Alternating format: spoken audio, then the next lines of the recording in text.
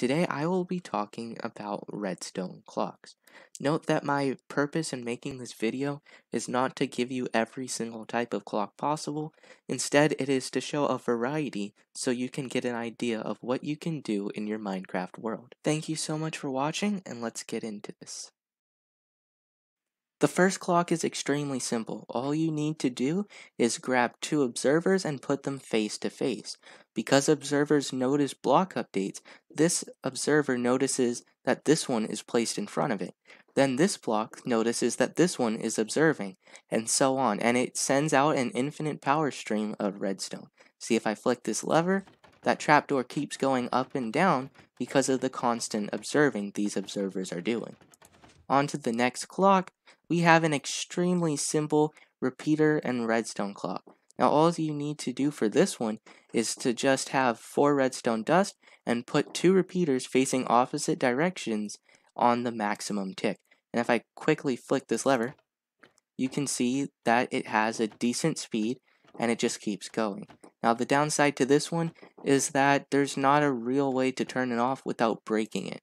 So see here, if you hit the lever again, the power comes on permanently, and to reset it, you'll have to break the redstone and place it again. And then of course you'll have to flick the lever off. Next we have the Minecart Clock.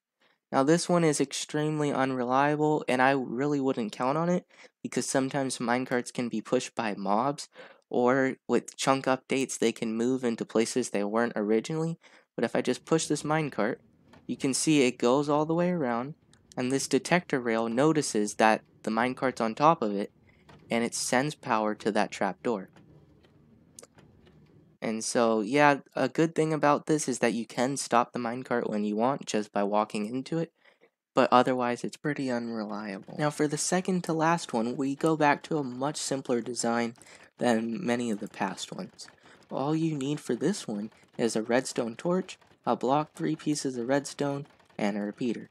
What happens is this redstone torch powers this delayed repeater, and then the redstone dust goes all the way back to the block. So basically this redstone torch is turning itself off with this scenario. And now it's super compact, and I would suggest using this in builds where space really matters, perhaps under the floor of one of your buildings or even in the walls. This would be the way to go. For the final redstone clock of today, we have a subtraction comparator clock. And now, even though this design's extremely simple, its mechanics are kind of confusing, so I'll try my best to explain it. Essentially, this lever is outputting exactly 15 power by putting it into the comparator.